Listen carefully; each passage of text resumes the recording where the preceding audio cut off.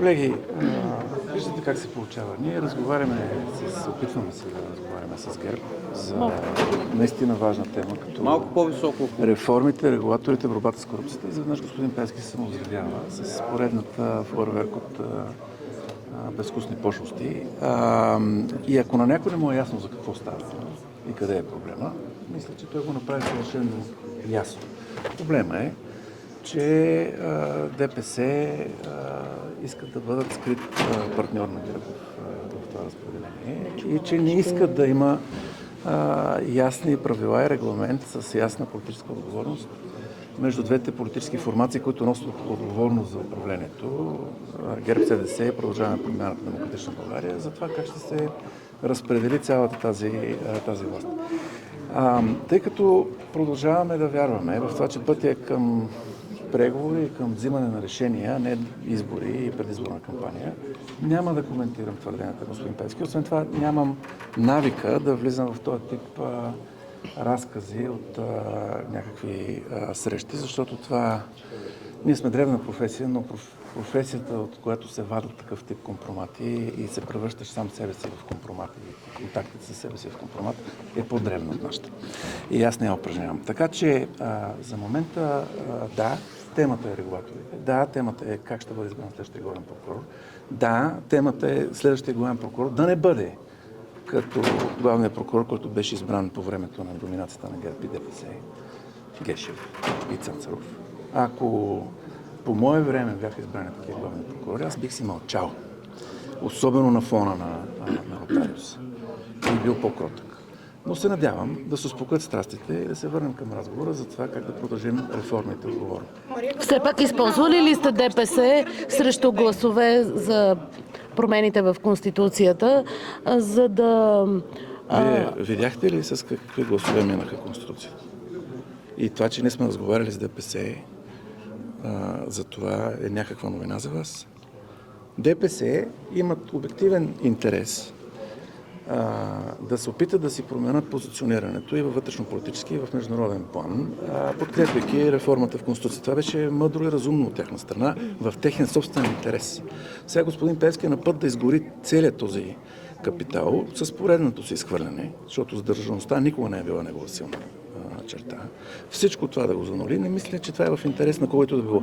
Никого не сме използвали, нито те нас са не използвали, както се някакси през цялото време се интриганства. Свършили сме работа, която е полезна за страната. Въпросът е как тази работа да я превърнем в следващи стъпки. ЗСВ, избор на регулатори, избор на комисия за противодействие на корупцията. Това е темата, която поставяме на дневен ред. Искаме да преговаряме с ГЕРБ СДС по нея. Не виждам защо трябва господин Пеевски. Давали ли сте обещания?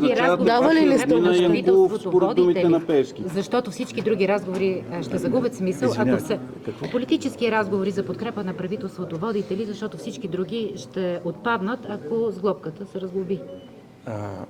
Ние за това изложихме своята преговорна позиция пред медиите, пред вас в писмен вид, защото искаме да разговаряме по тези политики. Очакваме разговори, малко да минат емоциите, да има разговор. Персонално обвинение има съжалявате ли, че изпратихте този меморандум на ГЕРБ? Да се назначи вашия роднина Янкулов на висок пост в съдебната система. Прокурор. Господин Янкулов не ми е известно да ми е роднина. Първо. Второ, изобщо не съм коментирал такива теми. Трето, пак искам да кажа. Някой това ще бъде решение на бъдещия Висш прокурорски съвет и аз много държа на това. Как ще изберем бъдещия Висш прокурорски съвет?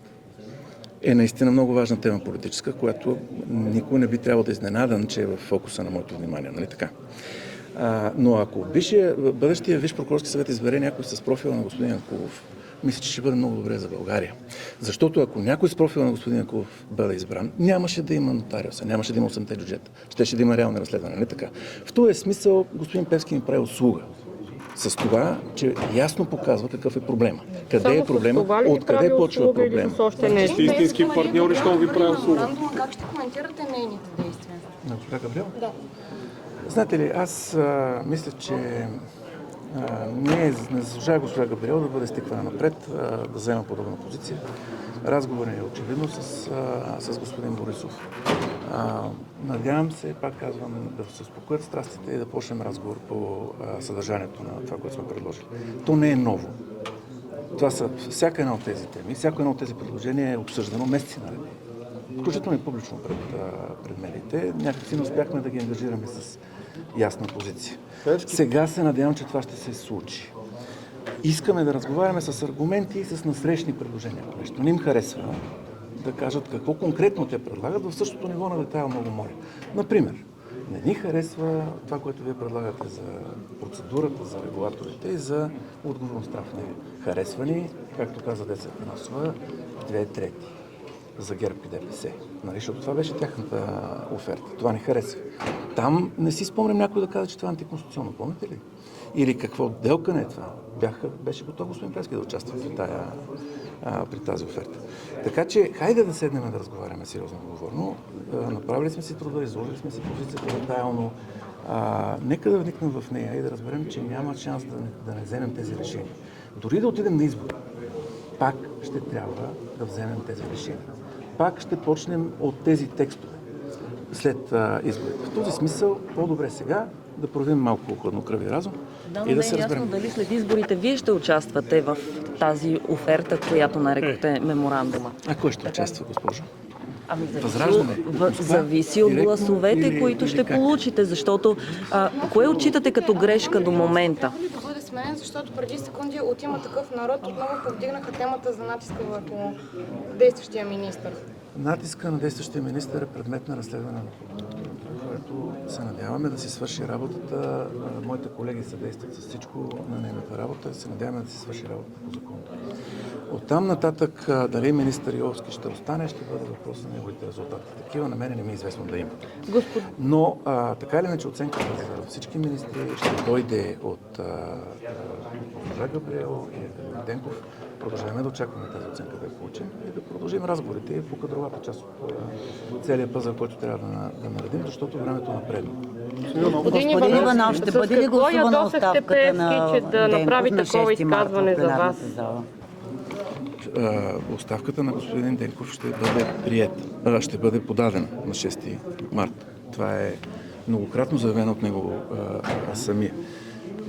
Това да не бъде гласувана е абсурден конституционен сценарий, който много трудно би бил обяснен политически, така че очаквам да бъде гласувана. Господин Иванов, какво ядосахте господин Певски, за да направи това изказване тази сутрин? Доколкото можах да разбера, конкретният повод е, че прогнозирах, че една кампания сега ще изведе обратно темата за ролята на ДПС в фокуса на медийното внимание. И той потвърди това нещо, защото тази прогноза, вие видяхте как моментално доведе до поредното картинно самозревяване, дране на ризи и така нататък, господин Певски, който цялото усилие, Движението за права и свободи изглежда като потенциален възможен партньор за някакви решения в България, го изгаря за минути, показвайки, че по-скоро може да бъде проблем.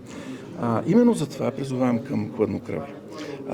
Другият дълбокия проблем, разбира се, е участието в разпределението на регулаторите, който през цялото време става дума за това. Ние по този проблем искаме да разговаряме с ГЕРБ, защото ДПС се самозревяват. Защо? Той каза, че това е делкане в момента. Когато той участва, не е делкане. Нали? Защото това е по старата максима, че всяка сделка, в която аз не участвам, е корупция. Нали? Казахте нещо много важно. Ще продължи ли Певски да ви прави услуги и това всъщност да покаже, че сте партньори? Певски на мен лично не ми е правил услуги. Вие казвате, че ви прави преди. Казвам, че той си прави, ДПС си прави услуга, като гласува за правилни неща. Всяка партия по този начин, ако не се занимава, как казваше почният председател, с корпоративна корупция. Ако не се занимава с това, всяка партия събира гласове и подкрепа чрез правенето на правилните неща, като например историческите изменения в Конституцията. В този смисъл той не ми е правил услуга на мене. Правил услуга на партията си, на избирателите си и на България. Браво! Няма нужда сега да горим този капитал за залудо.